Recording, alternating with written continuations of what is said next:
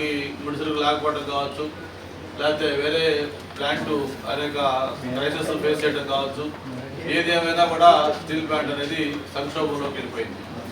ప్రతి సంవత్సరం కూడా ఏదో ఒక నెపం చెప్పడం, లేకపోతే ఏదో ఒక విధంగా ప్రైవేట్. ఆ రోజు తెలుగుదేశం పార్టీకి లోక్సభలో 29 మంది ఎంపీలు ఉన్నాం, 13 మంది రాజ్యసభ సభ్యులు ఉన్నారు, మొత్తం 42 మంది ఎంపీలను కూడా ఆ రోజు వాజ్పేయి గారిని కలిసి చంద్రబాబు నాయుడు గారు కలవమన్నారు సార్ ఇట్లా స్టీల్ ప్లాంట్ గురించి. అంటే ఆయన వెంటనే నవ్వి చంద్రబాబు గారు మొత్తం అన్ని చెప్పారు. ఇప్పుడు కూడా ఒక మంచి క్వాలిటీ స్టీల్, ప్రపంచంలోనే ఒక మంచి నాణ్యతకు పేరుగా విశాఖపట్నం స్టీల్ ప్లాంట్ ఇప్పుడు కూడా ముందుండే. అటువంటి స్టీల్ ప్లాంట్ అనేక ఒడిదుడుకులు కూడా ఫేస్ చేయడం జరిగింది.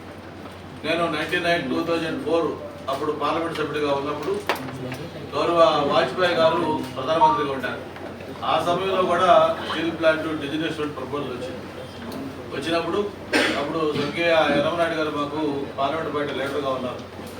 ఎర్రమనాయుడు గారి నాయకత్వంలో చంద్రబాబు నాయుడు గారికి విషయం చెప్తే వెంటనే చంద్రబాబు నాయుడు గారు వాజ్పేయి గారితో మాట్లాడి మా ఎంపీల బృందం వస్తా ఉన్నారు, వాళ్ళందరూ కూడా మీకు ఆ స్టీల్ ప్లాంట్ గురించి ఎక్స్ప్లెయిన్ చేస్తారు, దానికి మీరు హెల్ప్ చేయండి అని చెప్పని గౌరవ ముఖ్యమంత్రి గారు చంద్రబాబు నాయుడు గారు వాజ్పేయి గారితో మాట్లాడితే ఆ రోజు మేము పార్లమెంట్ సభ్యులందరం కూడా ఎంతో మంది వచ్చిపోతున్నారని చెప్పి రకరకాల ఈ కూడా దీంతో వచ్చేసింది. ఇది ఎప్పుడైతే స్టీల్ ప్లాంట్ ప్రైవేటైజేషన్కి వాళ్ళు నోటిఫికేషన్ అంతా ఇచ్చి మొత్తం ప్రాసెస్ స్టార్ట్ చేశారో వెంటనే అప్రాంతమైన యూనియన్స్ కానీ అలాగే ఎక్కడం జరిగింది. మరి మనం చూసాం, మన ప్రభుత్వం అధికారంలోకి వచ్చే సమయానికి దాదాపు 13 లక్షల కోట్ల రూపాయల అప్పుతోటి ఈ రాష్ట్రంలో మనకి పరిపాలన చేపట్టడం. మరి ఆ రోజు నుంచి కూడా ఎన్నికల సమయంలో ఇచ్చిన హామీలు అమలు చేయాల్సిన బాధ్యత ఒక పక్క ఉంది. అలాగే మరో పక్క అభివృద్ధి కార్యక్రమాలు చేయాలి. ఒక పక్క ఉద్యోగస్తులకు జీతాలు కూడా ఎవరైనా పరిస్థితుల్లో నుంచి మరి ముఖ్యమంత్రి గారు తనకున్న అనుభవంతో అవన్నీ కూడా గాడి పెట్టుకుంటూ పరిపాలన చక్కదిద్ది మళ్ళీ ఈరోజు ఏదైతే ఎన్నికల హామీలు ఇచ్చామో దాదాపు ప్రతి కార్యక్రమాన్ని కూడా ఒక పద్ధతి ప్రకారం అమలు చేసుకుంటూ వస్తున్న విషయం మనం చూస్తూ ఉన్నాం. ఆ రోజు మనం చెప్పాం పెన్షన్ల గురించి. పెన్షన్లు అందరూ అన్నారు 4,000 రూపాయలు పెన్షన్ ఇస్తామని చాలా మంది డౌట్ కూడా ఎక్స్ప్రెస్ చేస్తారు. మరి అటువంటిది ప్రభుత్వం వచ్చిన మొదటి నెలే 4,000 రూపాయలే కాకుండా గతంలో ఉన్న అరియర్స్ 3,000 కలిపి 7,000 రూపాయలు ఒకేసారి మొత్తం ఫస్ట్ నెలలోనే పెన్షన్లు ఇచ్చాం.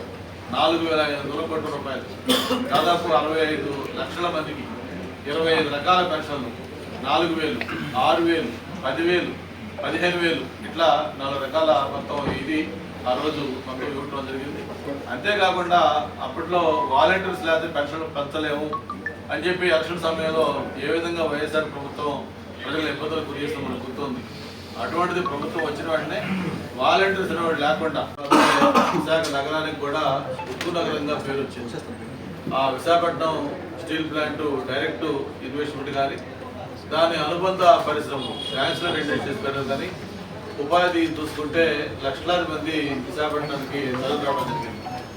ఆ ఒక ఇండస్ట్రియల్ సిటీగా విశాఖపట్నానికి పేరు వచ్చింది కూడా విశాఖపట్నం స్టీల్ ప్లాంట్ ద్వారా. అటువంటి